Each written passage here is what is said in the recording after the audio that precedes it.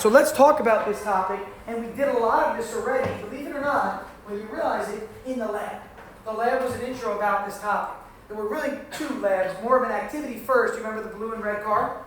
Okay, and then we did last class with the motion mapper, or the motion detector. So in this case, we're going to kind of skip through a couple things here and there. These are objectives for this topic. And let's begin first with this concept of what's called a reference frame, or a frame of reference. So, a frame of reference is a way of identifying in exact time and space where something is. Okay, where something is. So for example, the best way to give this, because you're all New Yorkers, or you all commute in New York City, perfect, easy example. You're walking outside, and you measure your speed by your speed at which you're walking. I'm walking at 1 meter per second right now.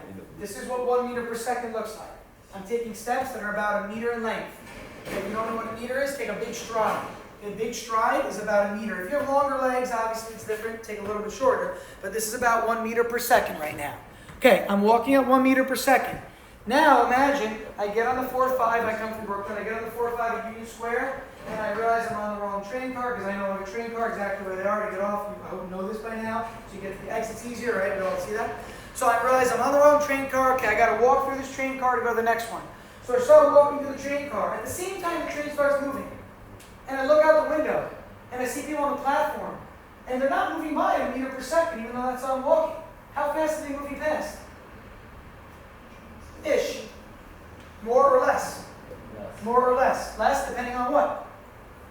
How fast the train is going. And the direction it's going, I hope, right? Because if you said less, I was thinking more.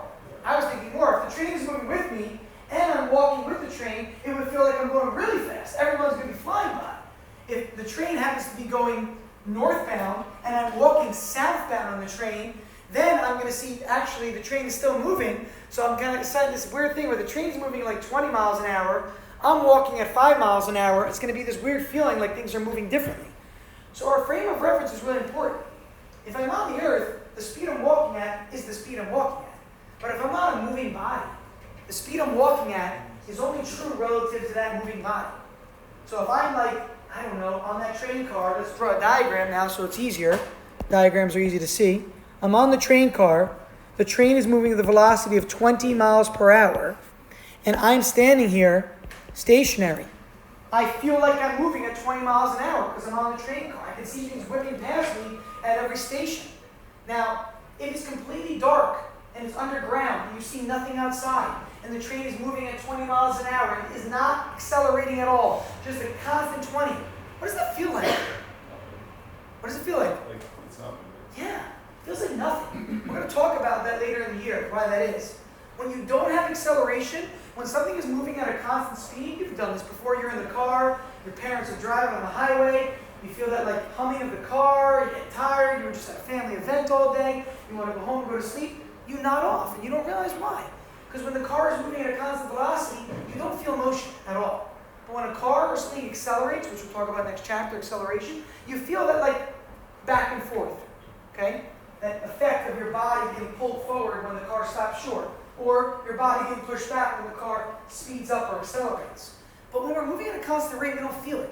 So when you're on a train, unless you see things going by, you don't even know you're moving. When you see the platform passing you, you see the platform passing at high speed, you know the train's moving, right? It's got to be moving. Then, as we said, you start walking. And maybe you see a friend at the front of the train car and you walk toward them. And the speed with which you walk toward them is now 2 miles per hour, because you're walking pretty slow. Okay, by the way, anybody know speeds in miles per hour? Like what's walking speed in miles per hour and running speed? Like 3 to 4. Yeah, like for walking. What's running? Like 18. That's pretty good for sprinting. If it's like, if you run 10 miles an hour, that's a 6-minute mile. Wait, what's the That's fast. who did Sprinters can do that. Sprinters can go up to like almost 20 miles an hour. It's Usain crazy. Bolt? Yeah, Usain Bolt's like the fastest of all time. Wait, but like what was his? I think it was like close to 20 miles an hour. Is that what it is? 26? Average though, when somebody runs a 6-minute mile, that's 10 miles in an hour, right? You're doing 10 miles in an hour. So 6-minute miles, it's reasonable. Anyway, back to the point. You're moving at 2. So relative to the train, your velocity is 2 miles per hour. Relative to the platform you're passing, your velocity is 22 miles per hour. 22.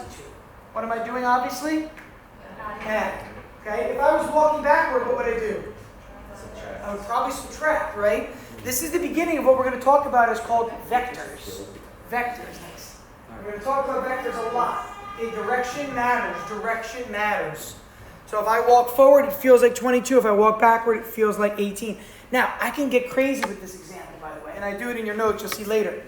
Imagine you're a human, which you are, sorry, you're human, and you're on a train. The train is moving on the Earth. Oh, hey, the Earth is rotating at like 20,000 miles an hour. That's what it rotates at, which is crazy. But hey, the Earth is also revolving around the sun. Oh, but wait, the galaxy that we know, the Milky Way galaxy, though actually, so let's go back to the solar system. The solar system itself is expanding, which is expanding within the Milky Way galaxy. So realistically, your actual velocity is actually like hundreds of millions of miles per hour right now. But we don't feel that because we are on the Earth. And although the Earth is doing all these things, the Earth beneath us right now, we don't feel it moving because we're moving with it. If the Earth stopped right now, every one of us would be launched at like 20,000 miles an hour through that window. We would never survive. Now, granted, we would, but so would the building. So nothing would survive. Technically, if the Earth just stopped moving, it would not be possible, obviously, to stop on a dime for the Earth. If that were to happen, though, the relative frame, the Earth, if it's moving, would shoot you off at that speed that it's rotating at. Because it would be like going at 23,000 miles an hour, and then suddenly it stops. If you've ever been on a vehicle that's moving really fast and it stops, what happens? You feel forward launching, right? If you're not wearing a seatbelt, that's another story altogether. Okay, wear your seatbelts, please. Point is, your frame of reference matters. Okay, your frame of reference matters. So keep that in mind when solving problems.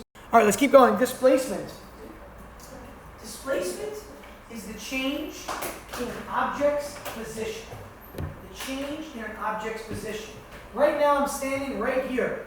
If I were to walk across over here, and I were to then stop, my change of position would be about 5 or 6 meters, maybe a little less, 4 meters.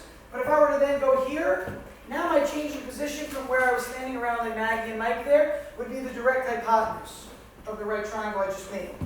See that direct line? That's what my change in position is. It's from beginning to end.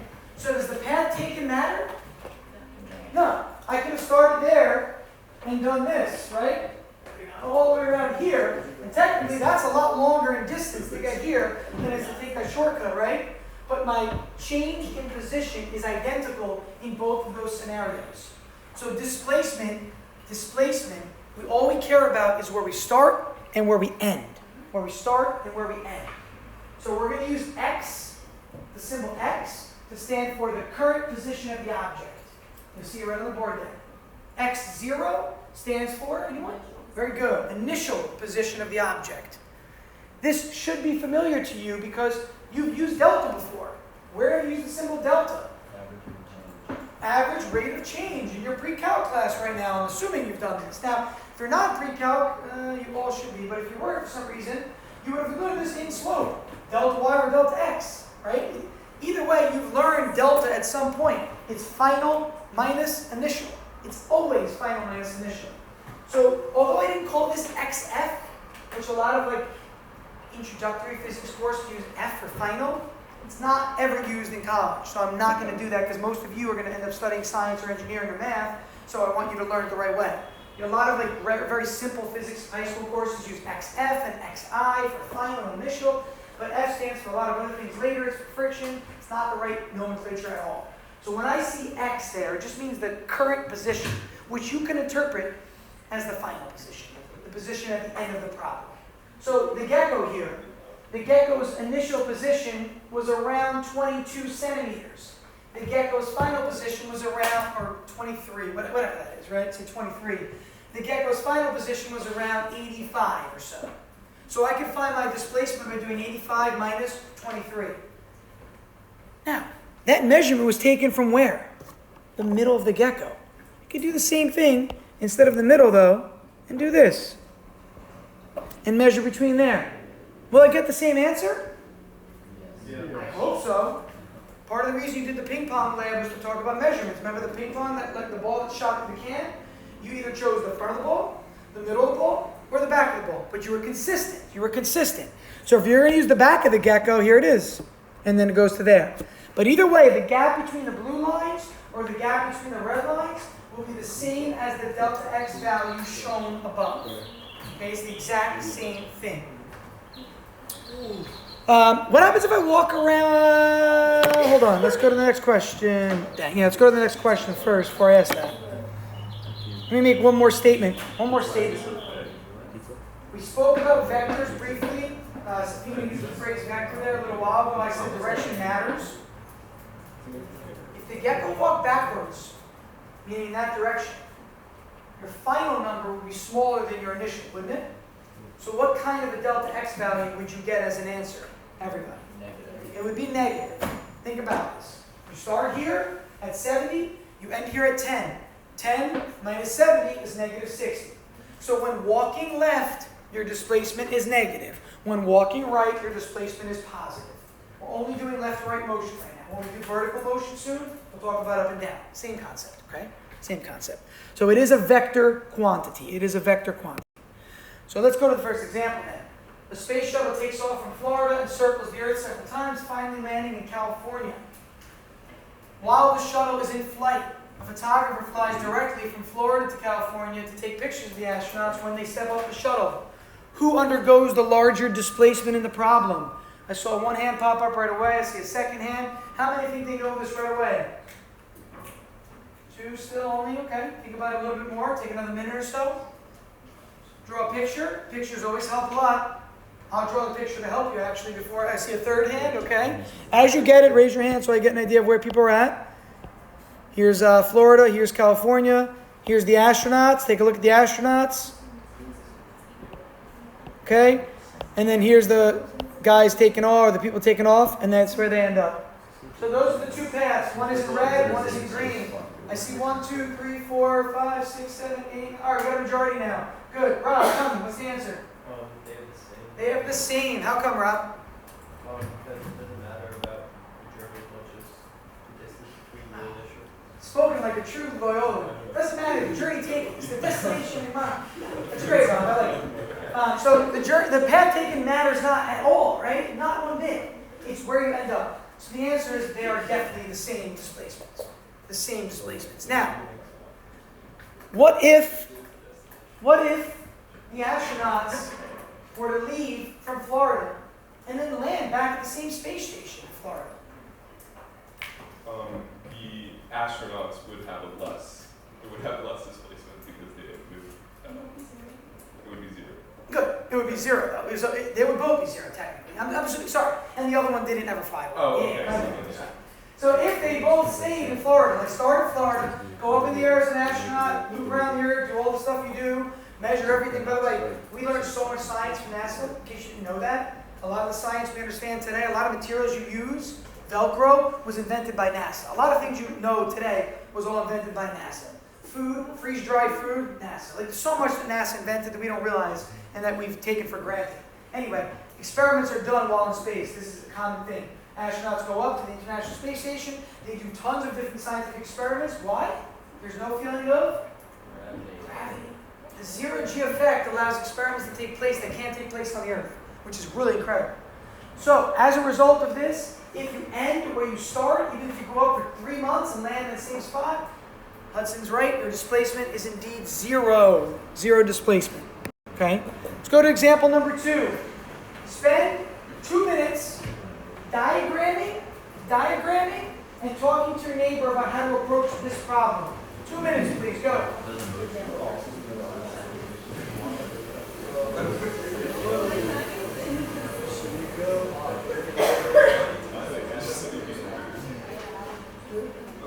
What are the relative?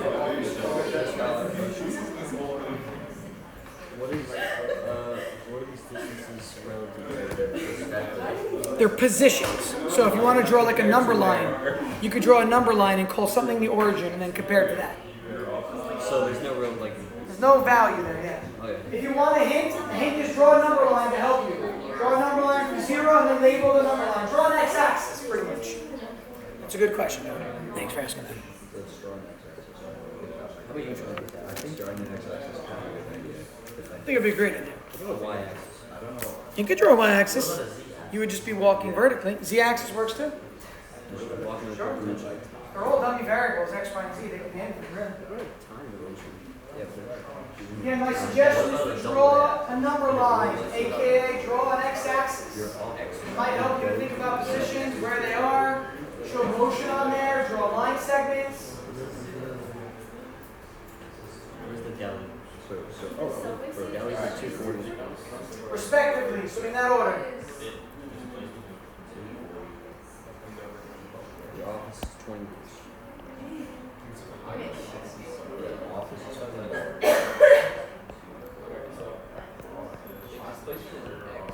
Okay. Use reasonable scales. I gave you a hint already. Your x-axis should look like this or something like this, right? Because you're not going beyond 280. You're not going below 0 according to the words of the problem. So make your scale reasonable. Don't draw it and then suddenly realize, oh, this doesn't fit. Let's see here.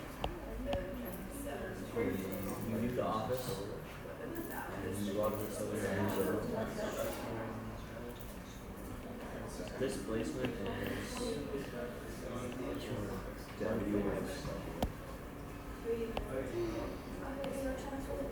Okay, so X displacement's 240. So it's initial, it's final language. Hey, that was 2 minutes already, by the way. Okay, 2 minutes go by real quick.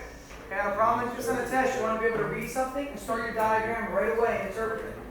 Okay, so this should be something you have here. You have a starting point at least. I kind of lag behind on purpose to give you time. And some sort of an axis. That's your first position. You're then told that, let's see, you arrive at work in the morning, and from that point you do the following. You leave the office. The office is at X1, so we know that's where that is at least. And it says after that you go where? From the office you go to the electronics store, which in this case is the furthest away. It's the nearest electronics store, but the furthest on your diagram. So you go all the way from X1 all the way to X4 over here. Let's put another red dot there.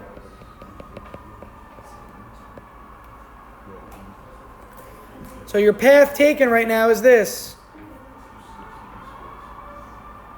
That's your first segment of your path. You go from the office to the electronics store. You then go to lunch at the deli. Where's the deli? The deli is the second item, which is at 240. So let's mark off 240 now.